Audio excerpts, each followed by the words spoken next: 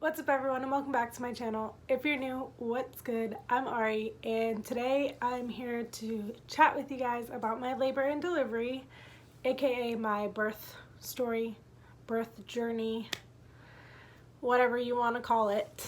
I just put the baby down, so I have some time to kind of chat with you guys a little bit about what my experience was like. First thing first, I want to say congratulations if you're pregnant right now and watching this and just trying to prep yourself for the day that you bring your little bundle of joy into the world. I know that when I was pregnant, I was watching these trying to get an idea of what the heck's gonna go on. Just keep in mind everyone's birth is different, every birth story is different, every experience is different, every woman goes through it differently. So keep that in mind.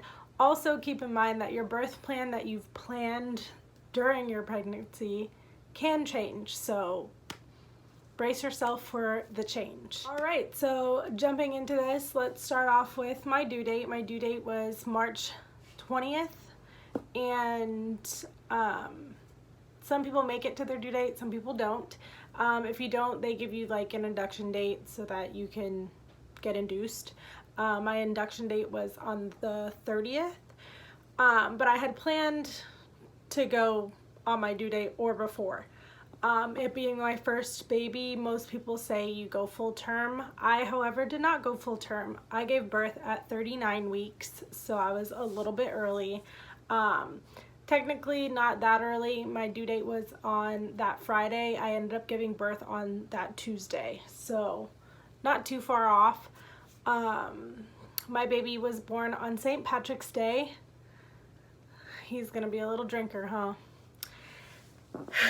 Let's just start when it all started. So, at 36 weeks, I realized I didn't want to be at work when this whole situation went down. I did not want to lose my water at work. I just didn't want to be at work when this happened. I figured that would have been one, very embarrassing, and two, pretty disgusting. Somebody in the office was going to have to clean up my mess because I wasn't going to stay and clean that. I was going to be on my way to the hospital. So I was just not feeling the whole idea of giving birth or starting my birth at work. So my owner at work was like, you know what, just go ahead and work remotely that up until your due date, and obviously I'll be on my leave, so whatever. So he let me be home, so I was home that whole week, and that Friday, it was Friday the 13th, I started experiencing some major like pre-labor contractions. That whole week I was having like my Braxton Hicks contractions. That week before I went remote at work, it was probably like that Thursday and Friday, I was having those contractions at work, and that's when I was like, you know, I probably shouldn't be here. Like, if I'm having these contractions, my birth is probably coming soon. But I was still 36 weeks, so I was like, it's still kind of early. Now, some women give birth at 36 weeks, so that was something in my mind too, was holy shit, I can have this baby. So it was very nice that he let me stay home. So it was that week that I was home that I was having like my actual pre-labor contractions. They weren't Braxton Hicks contractions anymore. They were strong, they were painful, and I was like, what the hell? Good thing I'm home, because if I wasn't home, I'd probably be crying at work right now and being a little bitch about it. But let me just tell you, nobody talks about contractions. Why? I don't know why. Because they are the worst feeling in the entire world. If you're pregnant, brace yourself for that moment, because they are very painful. I, however, have a very high pain tolerance. So I was like, oh, this will be fine. Childbirth will be fine. I'm going to be good. Gucci, whatever. Yeah, right. I was crying like a little baby during my contractions. They hurt so bad. It's so much pressure just being put on everything that you have down below you. Your vagina, your butthole, your back, like literally all at one time. It's just like horrible pain, horrible pain.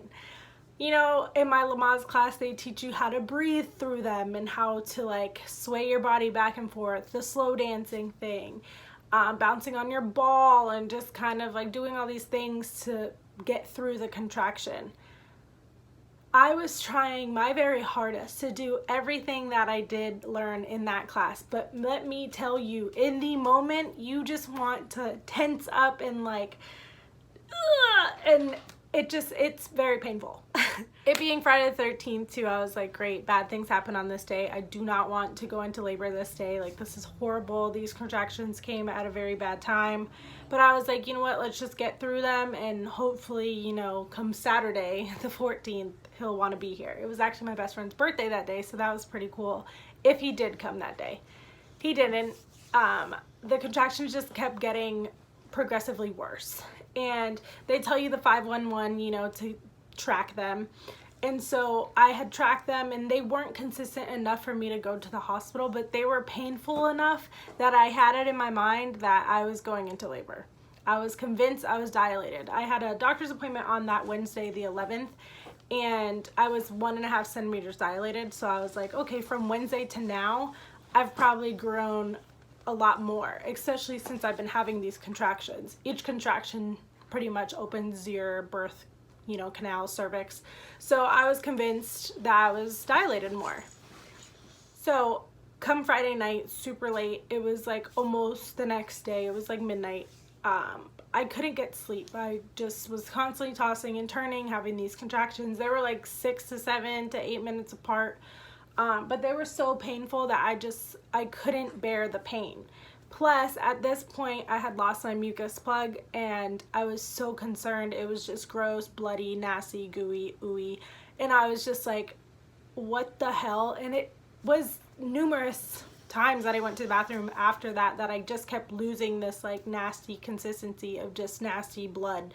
And so I was concerned. Long story short, we ended up going to the hospital because I was just so scared, plus the contractions were killing me. I would much rather them send me home or me be at the hospital ready to give birth. So they ended up taking me into triage and confirming that I was only like a nostril dilated, and I was like, damn. I was so upset.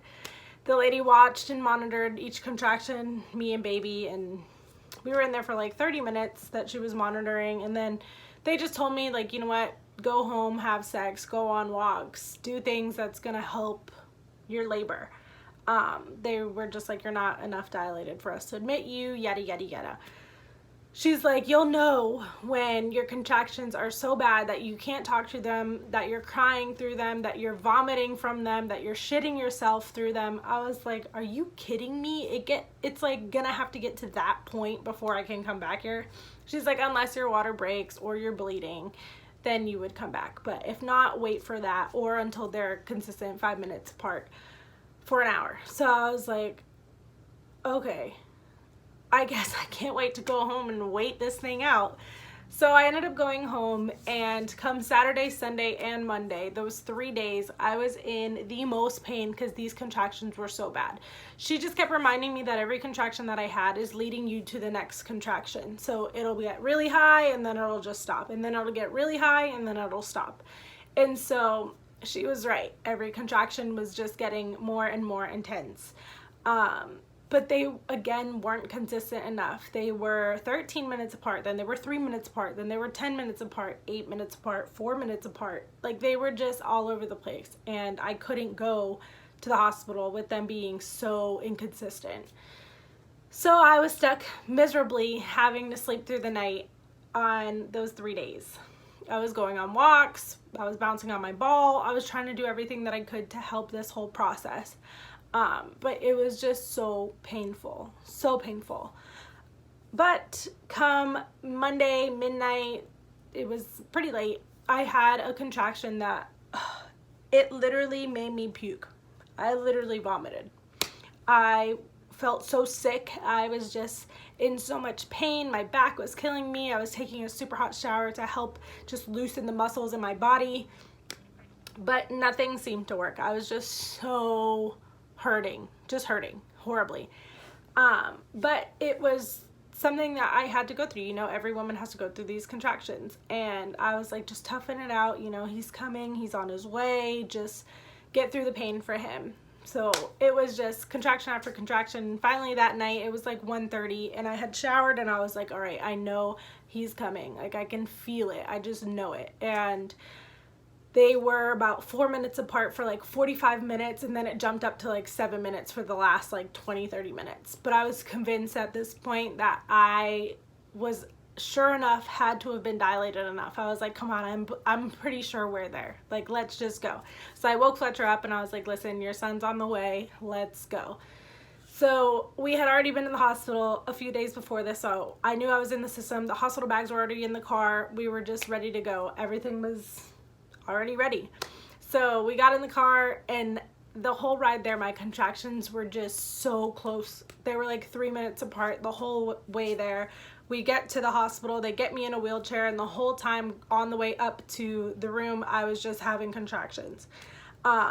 They weren't horrible. I mean, at this point, I had been champing them out for 3 days, so I was like, okay, I can breathe through this. Like, I've finally realized that I can breathe through them, and they still hurt, but we can get through this. So they get me into triage, and again, I had to go through the whole process. They monitor us, each contraction, and they check your dilation. I was 4.5 centimeters dilated, so she was like, yay, we can admit you. So that was great. They ended up admitting us into a room. She was like, go ahead and walk a little bit, get your contractions going. As I was walking, she was like, just kidding, we're ready for you in the room. So they got us in the room, got me in my gowns, everything like that. They asked me my birth plan. This is where I let them know I wanted a vaginal birth. I wanted Fletcher to cut the cord. I wanted the mirror because I wanted to see everything. And I wanted an epidural. So they called the anesthesiologist, got him on the phone. They asked me my OB. And that's when they wrote everything like on this whiteboard in the room. And we just waited for the epidural. So she was like, go ahead and lay down, relax. It's going to be a long day. You need your energy, blah, blah, blah. So about 30 minutes later, doctor comes in, gives me my epidural, and I'm freaking out because I'm like, this epidural is going to hurt so freaking bad. Did not hurt at all. Not one bit. Maybe because I had been dealing with the contractions this whole time and I was expecting the worst pain ever, and it was not bad at all. It literally was just a little pinch. Tiny little pinch. Did not hurt. I was so excited after knowing that it wasn't that bad, because I was like, yes, now I'm going to be in no pain because I'm going to be numb from the waist down. Excellent. Needle was like this big. Only about this much goes in your back. But whew, I was so excited to have that. Finally, she's like, go ahead and relax. You have a few hours before, you got to dilate more before you can push. So just get your energy, get your rest. So Fletcher and I just sat there ready to go to bed, called the moms. The moms were on their way to the hospital just to kind of chill out with us and be with us during this whole process before the baby got here. So we were just chilling, and at this point I thought they were going to call my OB. I thought my OB was going to be on her way. OB never showed up. I paid, what, $1,700 for an OB to not be there. That's cool. So that's something to keep in mind. You pay all this money for your obstetrician, and they can or cannot show up. So that's great. She never showed. So doctor on call, Dr. Mackey was who delivered for me. So shout out to you, guy. But yeah, so just keep that in mind. So anyway, we're being monitored, and they're listening for his heart rate, things like that during each contraction, because at this point I am numb. And I just remember getting woken up to 2 nurses running into the room and just yelling at me to lift my leg up, turn onto the side, do this, do that. One lady shaking my stomach. Like, first of all, that's not a way that you want to wake up, to somebody just shaking your belly and you freaking out that you're not sure what's going on with your baby. I was so concerned, but I had been hearing his heartbeat the entire time on the monitor, so I was like, he's definitely in there beating. So like, what the hell's going on? Finally, they were like, oh, his heart rate dropped during that contraction. We'll be back. Just go back to bed. So I was like, okay.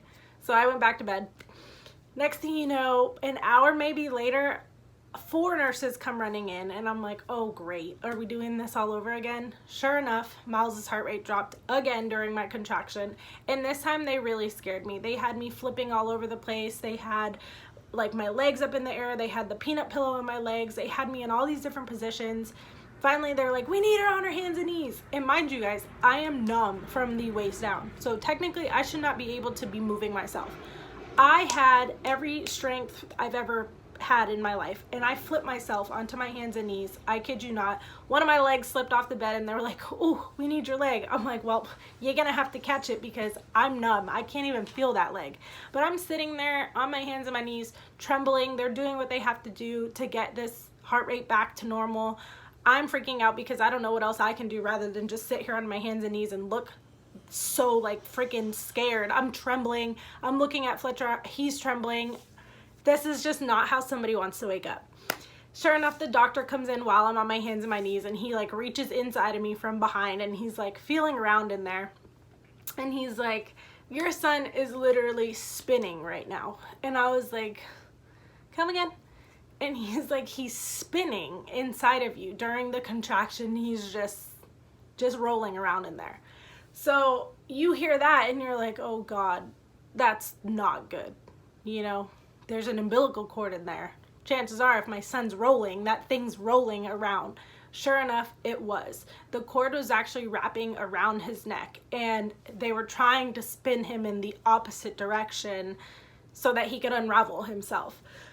At this point, I was 6 centimeters dilated. They had broken my water, and so they're trying to like rush the process here so that I can push him out and hope that he's not choking himself.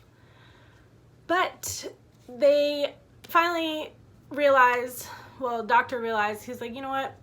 You're better off just having a C-section. It'll be an emergency C-section, but your baby will be here in 5 minutes. He was like, that's your safest bet, and we'll just get him right out. There won't be any problems. You won't have to push him and chance anything. So at this point, my freaking birth plan went right out the window. No vaginal birth. I was like, you know what? Screw it. What's the worst? I can have a huge C-section scar. Screw it. At least my kid will be here in 5 minutes, and I'll know he's okay, and he won't have a cord wrapped around his neck. So I was like, bet, let's go. Like, take me back right now. So he's like, all right. He comes in with scrubs for Fletcher and gets my little hairnet thingy on and wheels us right to the back. And I just remember being so scared because you were just told that your son has his umbilical cord wrapped around his neck. So, you know, nobody wants to think about the worst things ever, but in my mind, I was like, oh my God, what if I die? What if he dies? Like, you know, like just freaking out. So I just remember looking at the doctor and I was like, whatever happens, if it's me or him, kill me, please. Just save my son. Like, I was so scared, but like that was the last thing that I was thinking before going into this. Crazy. But anyway, they get me into this room and the process was done in like 10 minutes. I just remember them yanking from side to side to side to side, pushing down on my stomach, just literally trying so hard to get my son out. They ended up saying at the end, once all was done and I was getting sewn up, they were all laughing. We were all laughing about the situation. That he was just so like nuzzled in there because of my ab muscles. And I was like, are you kidding me? That's why you're like purple in your face, because you were struggling to get him out, not because his cord was wrapped around his neck too tight or something. Like, it was just because my abs were too tight. My son was perfectly fine. He didn't have any markings of his umbilical cord. Thank God. There was no problems. Thank you, Jesus. I just remember when they showed me him, I was like, oh my God, he's so purple. They were like, he's perfect. And then obviously I'm like on the table, so I can't see him, or like, well, I can see him where he was, but I'm not there next to him. So Fletcher's there. He cut the cord. He did all that. And I was like, does he have all his fingers and toes? Like, I'm just freaking out. I don't see him all that well. And so Fletcher's like, everything's there. He's perfect. He looks just like you. Anyway, we get wheeled into the room. Both moms are in there. Now, I didn't plan on having anyone in there except for Fletcher. But since this all happened so crazy, both moms were in the room for all of it. Thank God they were. I needed that extra strength. I needed them there. I needed their love, their prayers. I just needed all of that. So it was great having them. Again, my birth plan was not what happened. It was completely different, but it was our story. You know, it's what we went through, and I feel like it made every single one of us stronger. My son is the strongest little baby in the world. He's going to be a month old here in a couple days, And the kid is just so strong, and he gets that from me, he gets that from his dad, but it's just amazing how strong he was to get through that whole entire thing. Like, it was scary, but we got through it, and we have a beautiful baby boy, and I'm just so happy that I have him. Again, not what I planned. I planned a vaginal birth. I planned to be able to say I pushed him into this world, but I can't, you know, that he was pulled into this world.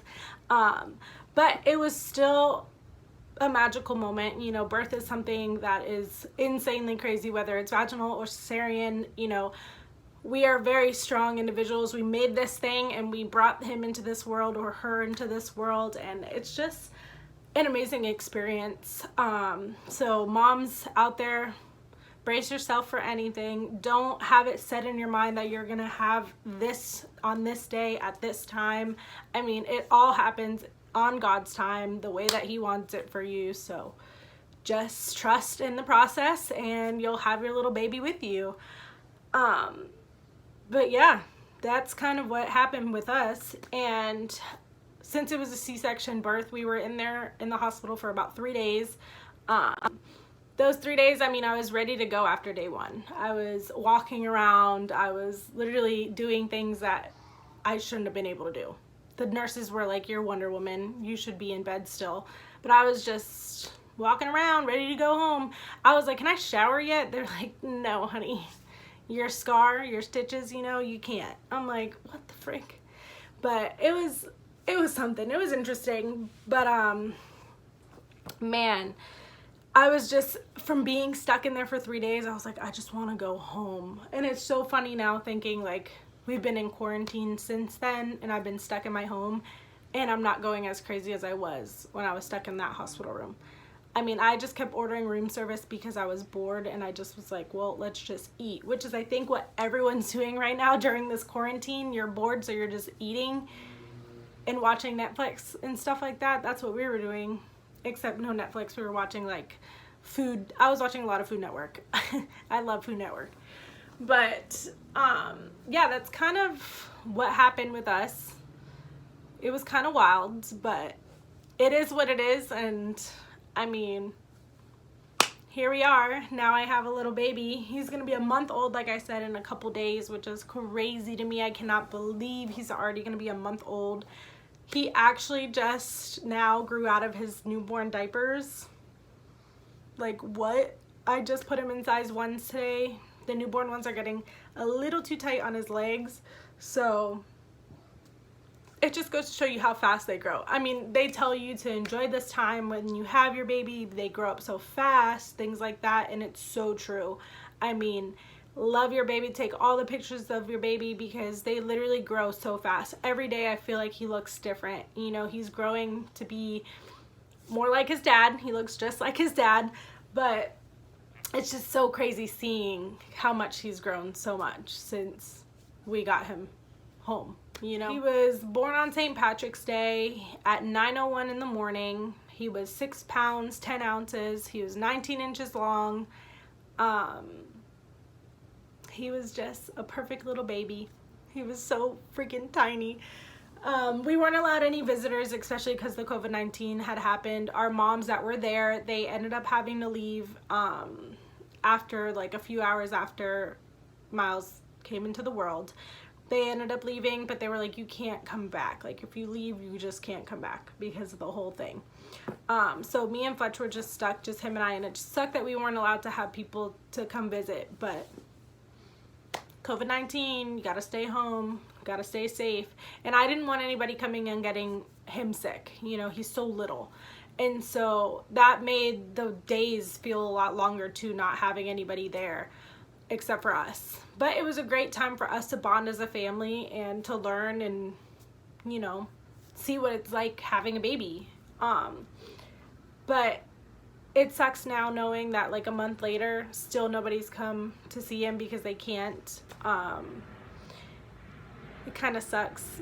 But, you know, my baby's health is the most important thing to me, so we'll wait however long we have to, and it is what it is. Everybody should just take notes of that and stay safe, stay home. If there's anything that I didn't touch base on, sorry. If you want, just comment down below. If you have any questions, I'd feel free to answer any of them. Oh, if you're wondering the recovery process of a C-section, I know it takes most women like 6 weeks, 6 to 8 weeks. I was healed after like 2.5, 3 weeks. I have one staple left that needs to dissolve. It finally no longer hurts. Miles ended up like kicking it the other day, and I was still feeling a little bit of pain there, but yeah, I healed pretty fast. So that's not everyone though. But yeah, the whole, because you know you bleed for several weeks too, especially with vaginal birth. I bled for about 2.5 weeks, same process that it took for my incision to heal. So that's another thing that's different too. But yeah, the healing process was not too bad. It was just weird trying to get your muscles to feel normal again. Like when I sneezed for the first time, ow. But yeah, everything's, I think, pretty back to normal, so that's great. But yeah, I think that's everything that I wanted to touch base with you guys. So yeah, if you have any questions, let me know. And I hope you guys enjoyed this video. Hopefully you made it this far. It's a pretty long video. Sorry, I know, but hopefully you enjoyed. Thank you so much for watching, guys. I'll see you in my next video.